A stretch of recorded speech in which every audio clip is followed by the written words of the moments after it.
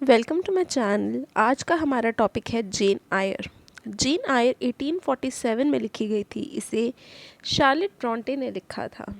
जेन Eyre novel की main character है, जो कि एक ऑर्फन है और अपने uncle aunt mister and missus Reed और उनके 3 बच्चों के साथ उन्हीं के घर में रह रही है। उसके अंकल की डेथ हो चुकी है और उसकी आंट और कज़न्स उसके साथ बहुत ही गलत बर्ताव करते हैं। सिर्फ उनकी एक सर्वेंट बेसी ही उसके साथ थोड़ी नरमी से बर्ताव करती है। एक दिन जेन ने अपनी कज़न जॉन रीड से लड़ाई हो जाती है। उसकी गलती ना होते हुए भी उसकी आंट उसे रेड रूम, जहां जेन के अंकल की डेथ हुई थी, बंद कर देती है। जेन वहां डरी सहमी बैठी रहती है। जेन की आंट उसे लॉवुड बोर्डिंग स्कूल में डाल देती है, जहाँ के हेडमास्टर मिस्टर बॉकलहर्स्ट एक बहुत ही क्रूअल इंसान है। जेन की वहाँ एक दोस्त भी बन जाती है, जिसका नाम था हेलन बर्न्स।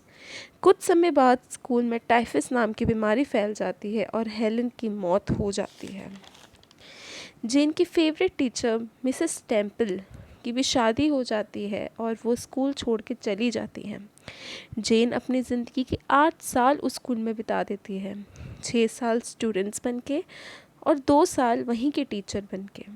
2 साल पढ़ने के बाद जेन एक गवर्नेंस बनना चाहती है और उसे थॉर्नफुल नाम की जगह पे एक लड़की एडेल की गवर्नेंस की जॉब मिल जाती है। थॉर्नफील्ड के ओनर एक डार्क स्किन्ड आदमी होते हैं, मिस्टर रॉचेस्टर, जिसे जेन को धीरे धीरे प्यार होने लगता है। एक दिन रॉचेस्टर के रूम में आग लग जाती है, जिससे जेन उसे बचा लेती है। जेन को जेलिसी होने लगती है क्योंकि रॉचेस्टर एक ब्लांच इनग्रिम नाम की लड़की को घर ले आता है। जेन को लगता है कि वह उसे प्रपोज करने वाला है, पर रॉचेस्टर जेन को ही प्रपोज कर देता है और जेन हाँ भी कर देती है। फाइनली जेन और रॉचेस्टर की शादी का दिन आ जाता है और दोनों की शादी होने ही वाली होती है कि वहाँ पे कोई आके उन्हें क्लेम करता है कि रॉचेस्टर की शादी पहले ही हो चुकी है उसकी बहन के साथ। वहाँ सारे लोग हैरान हो जाते हैं। रॉचेस्टर मान जाता है कि वो पहले से ही शादीशुदा है। वह सबको बताता है कि उसकी शादी करने के लिए फंसाया गया था। छोटी उम्र में उसकी शादी बर्था नाम की लड़की से करवा दी गई थी, जो कि दिमागी तौर से पागल है। वह सबको थॉर्नफील्ड के 3rd फ्लोर पे लेके जाता है और बर्था को दिखाता है। बर्था ने ही पहले रोचेस्टर के कमरे में आग लगा दी थी। रोचेस्टर जेन से रिक्वेस्ट करता है कि वह उससे शादी कर ले, कि उसमें उसकी कोई गलती नहीं थी, पर जेन मना कर देती है और सुबह होते ही थॉर्नफील्ड से चली जाती है। वहाँ से जाने के बाद जेन पे बहुत मुसीबतें आती हैं और फाइनली एक फैमिली, जिसमें एक भाई जिसका नाम सेंट जॉन और 2 बहनें मैरी और डियाना है, वह जेन को रख लेते हैं। जॉन की एक पादरी होता है और वो जेन को स्कूल में टीचिंग जॉब दिलवा देता है।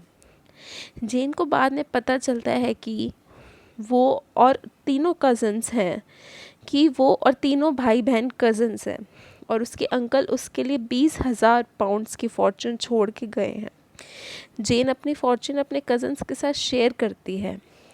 जॉन काम से इंडिया जाने वाला होता है और वह जेन को शादी के लिए प्रपोज करता है।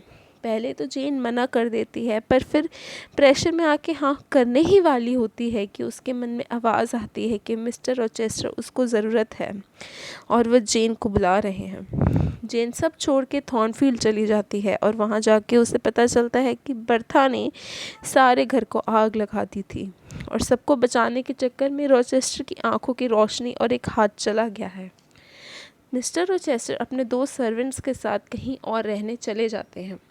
जेन मिस्टर रॉचेस्टर के पास चली जाती है और दोनों शादी कर लेते हैं। एडेल के भी उनके साथ रहती है और दोनों का एक बेटा भी होता है। मिस्टर रॉचेस्टर की एक आंख की रोशनी भी वापस आ जाती है और इसी के साथ हमारी नॉवल ख़त्म होती है। Thanks for watching. Please subscribe to our channel.